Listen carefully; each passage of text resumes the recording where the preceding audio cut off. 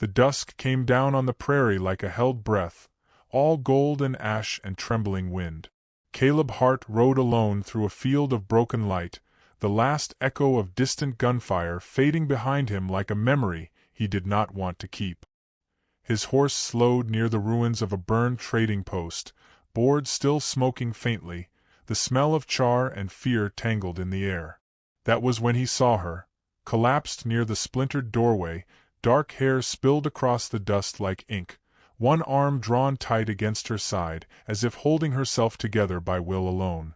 For a moment he did not move. He knew the shape of war. He knew the danger of crossing lines that men with guns had drawn for generations. And yet, as the wind lifted her torn shawl and he saw the blood at her ribs, something older than fear stirred in him, something quieter and far more dangerous. He slid from his saddle and knelt beside her, uncertain whether he was stepping into salvation or ruin. Her eyes opened at the sound of his boots, dark and wide and burning with terror. She tried to rise and failed, a soft sound escaping her throat that cut through him more sharply than any blade. "Easy," he whispered, though he did not know her language and she did not know his. Still, she understood the gentleness in his voice. He tore a strip from his own shirt and pressed it to her wound with careful hands. She flinched once, then stilled, watching his face as though waiting for truth to betray him. The Apache in her was visible in every line of her, in the stubborn pride of her jaw even in pain. The stranger in him was visible too, another man from another world, shaped by dust and fences and loss. When at last he lifted her into his arms, her weight was light but the meaning of it felt unbearable. He placed her on the horse before him and turned toward town, aware of the unseen eyes that might already be judging him, wondering if mercy always demanded such a cost. Night had fully fallen by the time he reached the edge of his small settlement. Lamps flickered behind curtained windows, and a hush moved through the street as people noticed the dark-haired woman draped in the arms of a man they thought they knew. No one stopped him.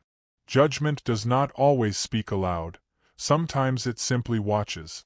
Inside his cabin, he laid her on the narrow bed and lit a lamp with shaking fingers.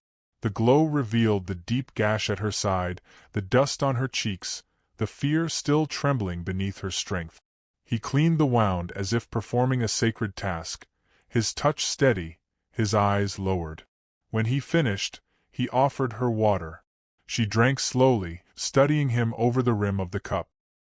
He slept that night in a chair beside the bed, hat over his face, one hand resting near the door, as if guarding not only her body but the fragile, impossible moment that had gathered between them. Outside, the wind whispered through the cracks in the wood, carrying the distant music of a world that did not yet know it was changing. She woke before dawn, the storm long past, the cabin filled with the quiet blue of early light. For a moment she did not remember where she was. Then she saw him, slumped in the chair, worn and still, a stranger who had carried her out of fire. She saw the scars on his knuckles, the dust on his boots, the care with which he had folded an old blanket around her shoulders. Something in her loosened. When he stirred and lifted his gaze to her, their eyes held in a silence so full it seemed to speak. He told her his name softly, slowly, as though it were something fragile he was unwrapping. "Caleb," he said. She repeated it once, quietly, shaping the sound as if learning a new prayer. Then she offered her own name in return. "Naya." The syllables drifted between them and settled, unanswered but alive. Outside, the town began to wake, and with its waking came the weight of what daylight would demand from them both. The sun was barely above the horizon when the riders arrived. They came without warning, silent as the breath between heartbeats, their horses dark against the pale morning. At their head rode Chief Two Moons, his face carved from years of vigilance and grief. He stepped into the cabin with the authority of a man to whom nothing needed explanation. Naya rose despite her pain and went to him without hesitation, the space between them closing like a wound healing. He cupped her face in his hands for one trembling moment, then turned his gaze on Caleb. It was not a gaze of rage, but of terrible understanding. Few words were exchanged. None were needed. The world returned to the lines it had always known. Naya mounted her father's horse, her back straight, her eyes searching once over her shoulder for the man she would not name aloud. Caleb watched her ride away with a stillness that felt like drowning. The street seemed suddenly too empty, the sky too wide. When she disappeared beyond the bend in the road, his cabin felt like a shell abandoned by its living heart. Days moved on with the stubborn indifference of dust and sun, yet every corner of his world now held her absence. He found her in the curve of light on the floor, in the quiet between his breaths, in the remembered warmth of a name spoken once and never again. At night he dreamed of dark hair and soft footsteps, and woke with a longing so sharp it felt like thirst. Across the plains, Naya lay beneath unfamiliar stars and felt the same ache rise and fall in her chest. She carried his name like a hidden ember, warming her when the night grew cold. They did not speak of their memory to others. Some truths are too fragile for many mouths. And yet the prairie, wide and patient, seemed to listen to them both, as if waiting for their footsteps to find each other again. It was the river that drew him out one evening, its silver thread unwinding through the grass like a promise he could not resist. He rode without knowing why, following the quiet pull that had led him to her once before. She stood at the water's edge when he arrived, the moon pale on the surface behind her. No cry of surprise broke the stillness. They simply looked at one another, breath meeting breath across the shared air. Their words were few at first, about the water level, the coming winter, the sound of wolves at night, but everything unspoken moved between them with a force that made speech unnecessary. He left a small wooden bird in her palm, carved in the long hours of waiting. She braided a single feather into the band of his hat. Their hands touched briefly, then again, with intention. Around them, the river kept its steady whisper, as if bearing witness to something both fragile and defiant. Their meetings became careful rituals of dusk and shadow. Each time, they were braver, not in noise or boldness, but in the honesty of their stillness together. Love grew the way grass breaks through hard earth, slowly, persistently, without fanfare. In the town, rumors began to drift like dust clouds. Elias Crowder, who owned more cattle than kindness, warned Caleb with a smile that did not reach his eyes. "The world don't bend for feelings," he said. Caleb returned to his labor with the same quiet he brought to all things, but his nights were no longer empty. Naya, too, carried both joy and fear with a careful balance. She knew the cost of worlds colliding, knew that softness could provoke cruelty as surely as defiance could. Still, when she waited by the river and saw him come, the fear loosened its grip, and she allowed herself the courage to stay. The drums of violence came without warning, crashing into the Apache camp like a storm that had forgotten mercy.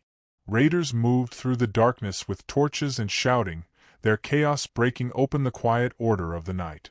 Naya ran through smoke and confusion, calling for her father, stumbling over shadows that were not only shadows. When a hand caught her arm from behind, the world narrowed to a single breath. The crack of a rifle split the air, and the hand fell away. Caleb was there, dust and blood on his shirt, eyes set with a resolve she had never seen. He did not fight with fury, but with a focused urgency that placed bodies between danger and the living. He pulled a wounded warrior from fire. He shielded a child with his own back. When an attacker surged toward Naya, Caleb stepped forward without hesitation, standing between them as if his body could become a wall strong enough to hold back generations of hatred. At dawn, the raiders were gone. The camp lay in ruin and silence, broken by the cries of the injured and the living. Among the survivors, Chief Two Moons stood and watched the stranger who had chosen them. The old lines were still there, carved deeply into history, but something else now crossed them, something undeniable. When he approached Caleb in the pale morning light, there was no anger in his eyes, only a grave certainty. He held out an unusual gift, not wrapped in cloth or words of bargain, but in the quiet dignity of a father's decision. Naya was called forward. Her gaze did not waver. The chief spoke of bravery, of debt, of the rare courage it takes to place another's life above one's own. Then he offered his daughter's hand to the man who had saved her and so many others. Caleb knelt before him, shaken not by triumph but by the weight of what had been placed in his grasp. Naya's breath left her in a long, quiet release, as if she had been holding it since the first night he carried her out of smoke. Their wedding took place beneath a sky heavy with stars and firelight. The tribe circled them in song, voices rising and falling like the tide of a shared memory. Caleb wore borrowed buckskin, stiff with unfamiliar meaning. Naya stepped forward in white beads that caught the light with every movement, feathers trembling at her shoulders. They spoke vows in two languages, words shaped differently but offering the same promise: shelter, loyalty, endurance. When he lifted her veil, time seemed to slow into something tender and deliberate. For a breathless moment, everything that had tried to keep them apart fell quiet. Around them, feet moved in celebration, drums marked the pulse of a future no one could yet see, and the land held their footsteps as if accepting them both. The town did not welcome them with open arms. Doors closed more quickly. Conversations lowered their volume as the couple passed. The cabin that had once been only a place of shelter now became a test of resilience. Naya met every cold stare with calm, every silence with patience. She planted wildflowers at the edge of the porch, her hands steady in the soil. Caleb worked longer hours, repairing roofs that did not ask for his help, carrying water for neighbors who did not thank him. Ruthie Bell left a loaf of bread on their steps one morning without a word.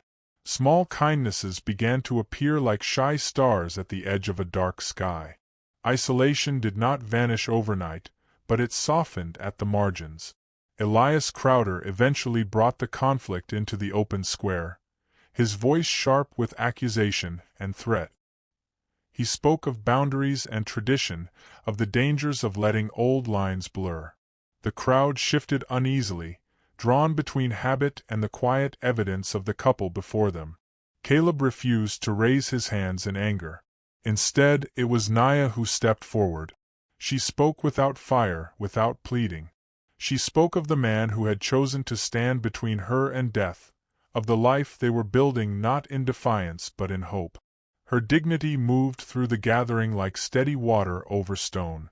When Chief Two Moons rode into the square and took his place beside them without a word, the argument lost its teeth. The crowd dispersed not in defeat but in thought, and sometimes thought is the beginning of change. Years passed in the way years do, softly, persistently, leaving their mark in small, honest lines. The flowers around the cabin grew thick and wild. Laughter learned to live in the rooms where silence had once ruled. Caleb and Naya aged into one another with the patient strength of two people who had learned how fragile life could be, and how fiercely it could be held. The prairie remembered them as a single rhythm, two sets of footsteps moving in quiet agreement through dust and season and storm. And perhaps this is what the land still whispers when the wind moves just right through the grass, that love does not always arrive with trumpets or certainty, but sometimes with a wounded stranger at dusk, a single brave choice, and a tenderness strong enough to endure the judgment of the world. If you listen closely, you might hear it too, the truth that dignity is not given by crowds, but earned in the quiet spaces where fear and compassion meet, and one is chosen over the other.